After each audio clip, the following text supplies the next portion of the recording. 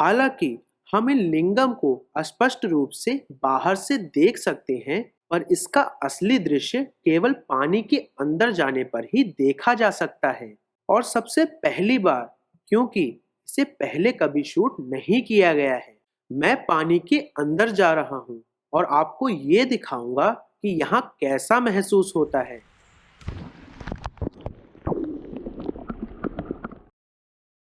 Hey guys, आज हम Cambodia के एक पहाड़ पर जा रहे हैं जो कि नॉम कुलेन कहलाता है।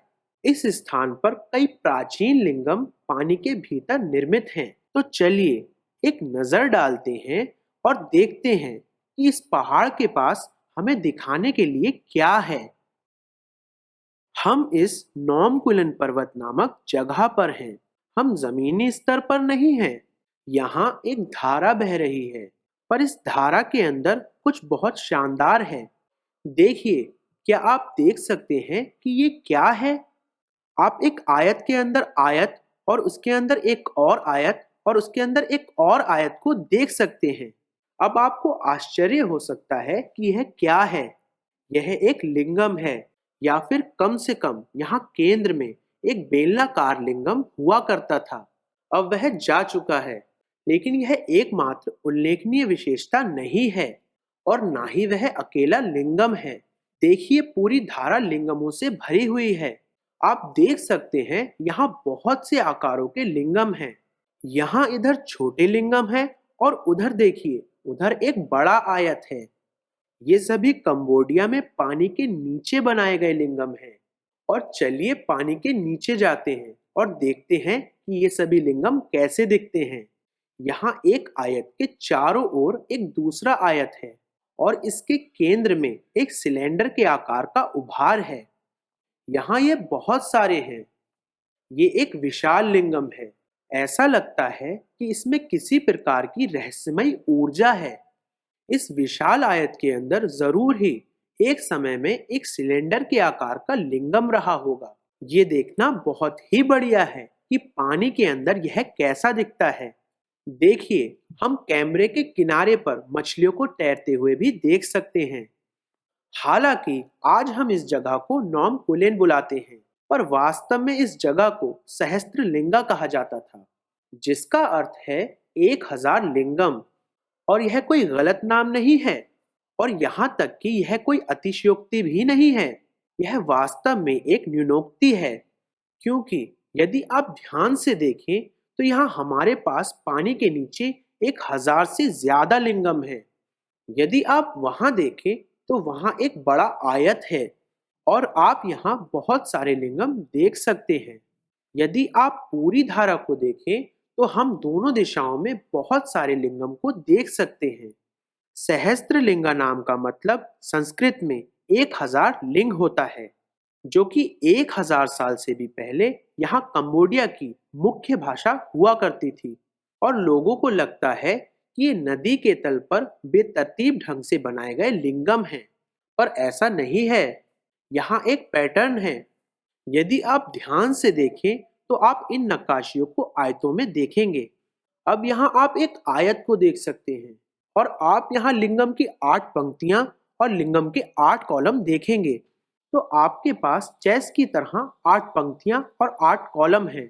तो आपके पास कुल 64 लिंगम हैं और आप इनको दाएं पैनल में बहुत बेहतर तरीके से देख सकते हैं। आप इन 64 लिंगम को देख सकते हैं, क्योंकि वास्तव में ये पानी से बाहर आ रहे हैं, या कम से कम आंशिक रूप से पानी से बाहर आ रहे हैं। अब इस 64 संख्या का क्या रहस्य है?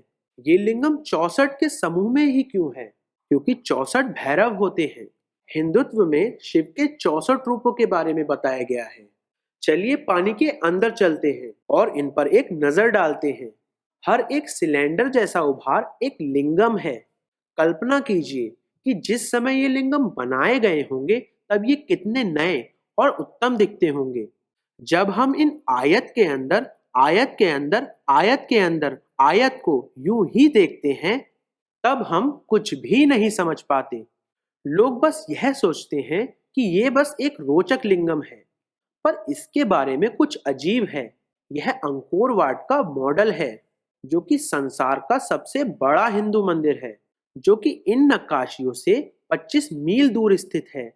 यदि हम उनकी तुलना करें तो यह चौंकाने वाला है, क्योंकि अंकोर वाट मंदिर का हवाई दृश्य एक आयत के अंदर दूसरा आयत और उसके अंदर एक आयत जैसा है, जो कि इस नक्काशी से पूरी तरह मेल खाता है। और इसके अलावा भी अंकोर वाट और इस पहाड़ के बीच एक और अजीब संबंध है। अंकोर वाट के सारे पत्थर कहाँ से आए थे? वे इस पहाड़ से काटे गए थे। इस पर्वत को अब नॉम कुलिन नाम से जाना जाता है, पर वास्तव में यह पूरा पर्वत महेंद्र पर्वत कहलाता था, मतलब राजा इंद्र का पर्वत।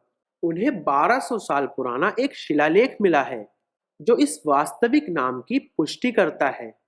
और यहाँ आप पानी के भीतर एक सटीक आयत को देख सकते हैं और आप बहुत सारे रोचक विवरण देख सकते हैं। अब आप केंद्र में एक गोलाकार देखते हैं और फिर एक और संकेंद्रित वृत्त उसे घेरे हुए है, एक अजीब से साइमेटिक पैटर्न की तरह।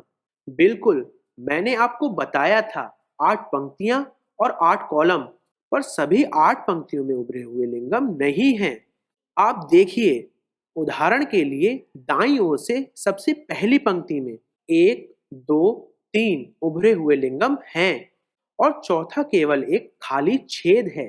और फिर से 1, 2 और आखिरी दो केवल छेद हैं। हमें चारों तरफ यही पैटर्न दिखता है। हमारे पास ये खाली छेद है। अब इसका रहस्य क्या है? और इससे भी ज्यादा महत्वपूर्ण बात कि ये लिंगम पानी के अंदर क्यों बनाए गए। कंबोडिया के लोग जो 1000 साल से भी पहले हिंदू हुआ करते थे, ये विश्वास करते थे कि लिंगमों में अद्भुत ऊर्जा होती है और वो हर चीज को उपजाऊ बनाने में सक्षम थी। अब उन्होंने इन लिंगमों को पहाड़ के ऊपर इस धारा के रास्ते में क्यों बनाया? बिल्कुल, इतिहासकार और पुरातत्वविद साधारणता अर्थहीन रिवाजों को दोष देंगे जो कि प्रारंभिक मानवों द्वारा निभाए जाते थे। पर याद रखिए कि हमेशा हर चीज के पीछे एक कारण होता है। मूल रूप से कंबोडिया सिर्फ एक बड़े पैमाने पर वन भूमि थी, लेकिन प्राचीन हिंदुओं ने उन्हें साफ कर दिया और धान के खेतों में, समृद्ध चावल के खेतों में परिवर्तित कर दिया। पर केवल जंगल को साफ करना और फसल लगाना ही जमीन को उपजाऊ धान के खेतों में बदलने के लिए काफी नहीं था। इस पहाड़ की चोटी से पानी मैदानों में बहता था, पर मिट्टी में उर्वरता की कमी थी। इसके लिए एक अतिरिक्त अवयव, कुछ अथाह जादुई गुण की आवश्यकता थी। हिंदुओं का विश्वास है कि लिंगमों में कुछ अद्भुत ऊर्जा होती है और यदि पानी लिंगम से होकर बहे तो वह जादुई द्रव्य में बदल जाता है। इसी कारण आज भी भक्त लिंगम पर जल चढ़ाते हैं।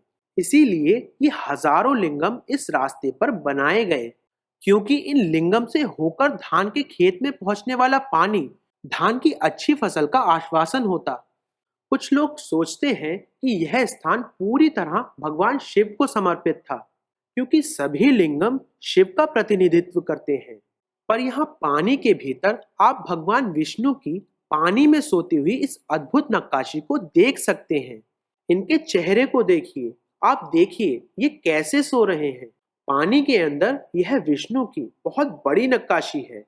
अब याद रखिए कि विष्णु को सामान्यतः क्षीर सागर में सोया हुआ दिखाया जाता है, तो यह बहुत ही उचित है कि उन्हें पानी के अंदर बनाया गया है। आप देख सकते हैं कि वे इस विशाल कई सर वाले सर्प पर आराम कर रहे हैं और उनके पैरों की तरफ इस आकृति को भी देखिए। ये देवी लक्ष्मी है, उनकी पत्नी। चलिए अब पानी के भीतर चलते हैं। यह भगवान विष्णु के चेहरे का करीबी दृश्य है और आप उनके चेहरे पर एक अजीब सी मुस्कुराहट भी देख सकते हैं, एक हल्की सी मुस्कान। इस नक्काशी पर बहुत सारी तलछट जम गई है, क्योंकि कंबोडिया कई सदियों पहले हिंदुत्व से बौद्ध धर्म में परिवर्तित हो गया था और ये नक्काशियां कई 100 सालों से उपेक्षित थीं, पर यह अभी भी बहुत अच्छी स्थिति में है। कुछ कोणों पर आप बहुत बड़े आयत देख सकते हैं, संभवतः हर तरफ 4 फीट, और उनके अंदर एक योनि है। पर असली दृश्य तब दिखता है जब आप पानी के अंदर जाते हैं। उन्होंने इसे पानी के अंदर कैसे बनाया? विशेषज्ञ कहते हैं कि लगभग 1000 साल पहले जब ये लिंगम बनाए गए थे, तब पानी का स्तर काफी ऊंचा था, जिसका अर्थ है कि मूर्तिकारों को पानी के अंदर जाकर अपनी सांस रोककर हथौड़ी और छेनी से इन लिंगम को बनाना पड़ा होगा। और कई डॉक्यूमेंट्री हैं जो यह दर्शाती हैं कि ये लिंगम पानी के नीचे के स्तर पर तराशे गए थे। पर इस परिकल्पना के साथ एक समस्या है। सांस रोकना असली समस्या नहीं है। ठीक है, आप एक खोखली बांस की तनी को लेकर पानी के नीचे कई घंटों तक सांस ले सकते हैं। बहुत सी ऐसी जनजातियां हैं जो आज भी ऐसा करती हैं। असली समस्या पानी के नीचे हथौड़ी और छेनी का प्रयोग करना है। क्या आपको लगता है कि आप पानी के नीचे हथौड़ी और छेनी को पर्याप्त ऊर्जा के साथ उपयोग कर सकते हैं? क्या आपने कभी किसी को पानी के नीचे पंच करने की कोशिश की है? ये नामुमकिन है। आप बस हल्के से छू पाएंगे, क्योंकि आप अपना हाथ बहुत तेजी से नहीं हिला सकते हैं। यदि आपने ऐसी कोशिश नहीं भी की है, तब भी आपने इसे फिल्मों में जरूर देखा होगा। जब कोई पानी के नीचे गोली चलाता है तब क्या होता है? यहाँ तक कि गोलियों की गति भी पानी के अंदर बहुत धीमी हो जाती है, क्योंकि पानी का घनत्व हवा से बहुत ज्यादा होता है। एक नक्काशी बनाने के लिए आपको उसे जोर से मारना होगा। यह एक चट्टान की सतह है, यह मुलायम नहीं है। तो हमें मानना होगा कि या तो प्राचीन मानवों के पास अलौकिक शक्तियां थीं, या फिर उन्होंने पानी के नीचे नक्काशी करने के लिए उन्नत तकनीक का प्रयोग किया था।